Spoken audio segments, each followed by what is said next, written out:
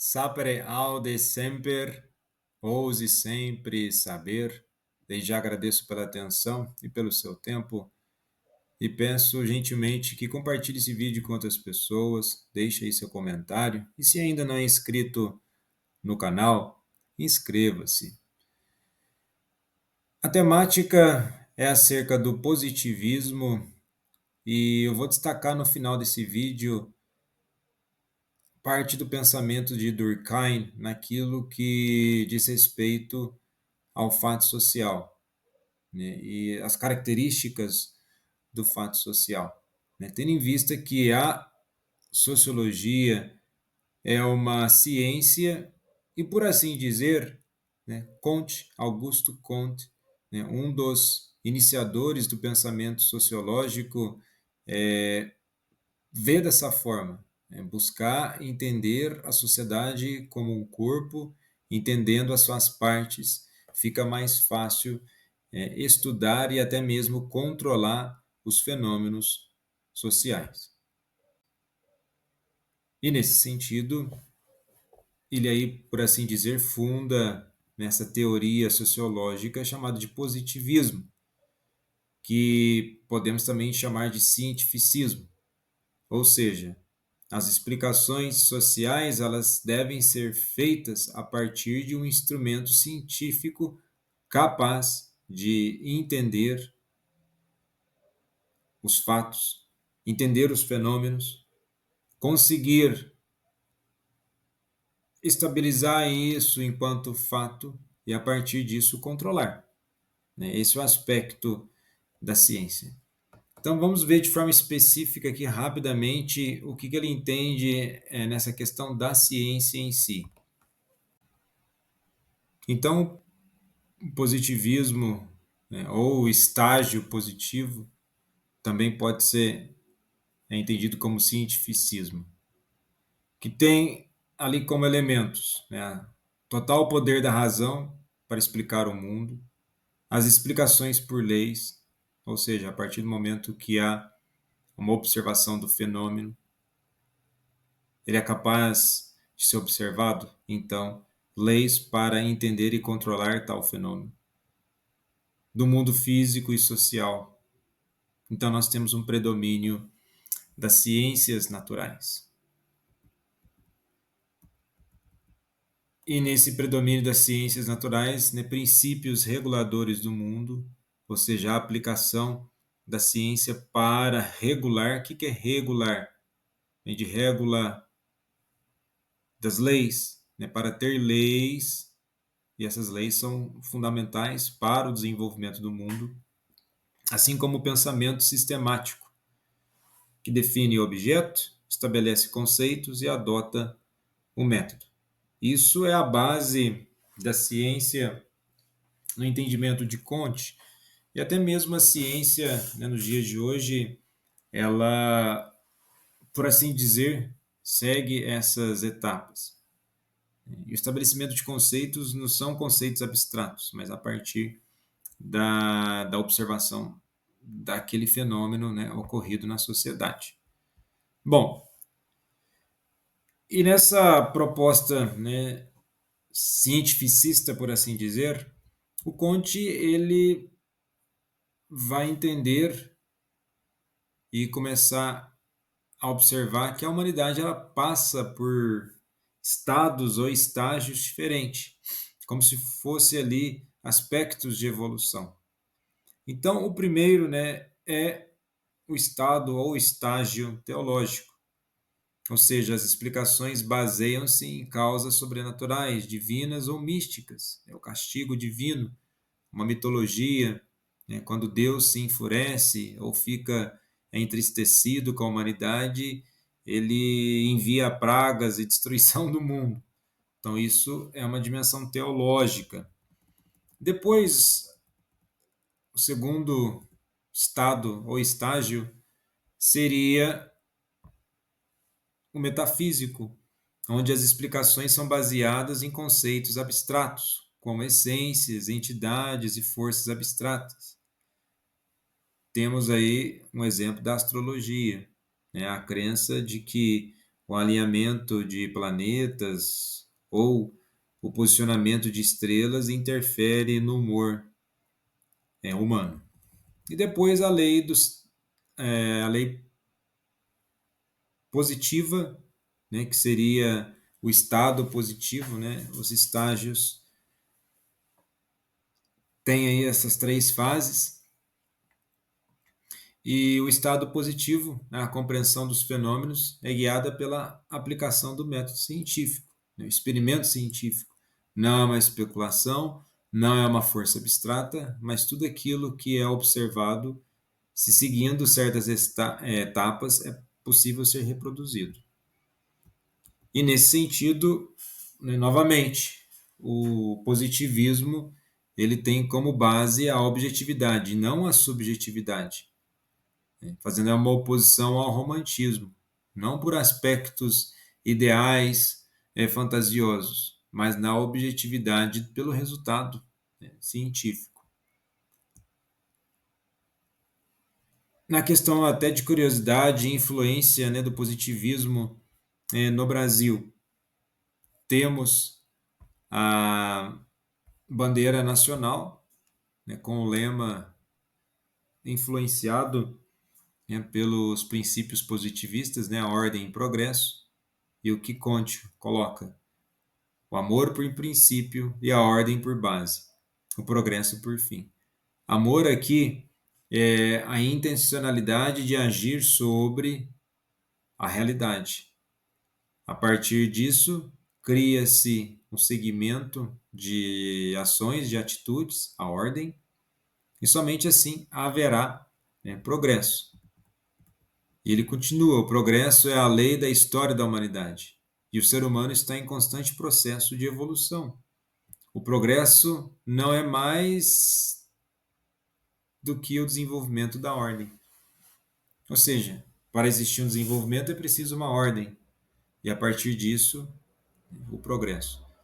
A grande crítica a isso é que o positivismo, né, se tornou algo extremamente elitizado e muitas vezes não pensando tão somente na ajuda à sociedade ou à população, mas como mecanismo de controle da mesma.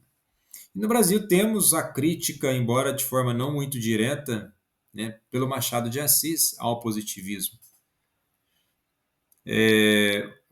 Isso é possível ser visto aí no livro Alienista, onde o que Machado de Assis ele vai satirizar? Exatamente esse excesso do zelo científico. Esse para o positivismo, tudo tem que ser na ponta da caneta, né, da ciência. Aqui existe uma crítica, né, à forma que a própria loucura, a forma que a mente humana ela é entendida no livro. Então surge esse aspecto de crítico, até mesmo levando a uma reflexão, né, de implicações éticas e morais, porque vale tudo nessa busca desenfreada pelo saber. Então aqui traz esse tom crítico, né, na questão do livro do Alienista, e isso vai até de encontro, essa mentalidade, embora, né, Machado de Assis coloque dentro de uma obra sua, mas sequelas ou resquícios dessa forma, né, de ideologia científica, né, quem tiver a curiosidade, assistir o documentário ou ler o livro sobre o Holocausto brasileiro, né, lá em Barbacena, né, a cidade de Manicômio. Por qual razão estou mencionando isso? Muitas vezes esses lugares eram tidos como lugares de experiência.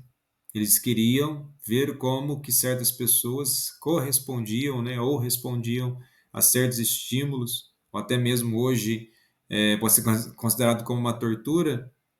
E isso era feito em nome da ciência, mas que ciência que é essa? Por assim dizer.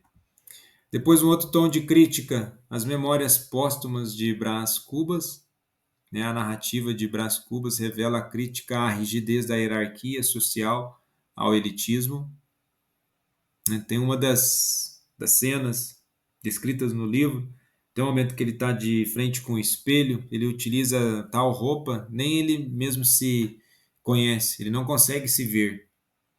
Isso aí é um ponto de crítica, né, do pertencimento social. Mas aí, brilhantemente, Machado de Assis faz essa crítica ao elitismo e temos aí uma abordagem irônica em relação às ideias de razão e progresso. Né? Razão e progresso a favor de quem? E um outro ponto paralelo, né, que chama atenção é sobre a questão, né, do tom crítico no Brasil.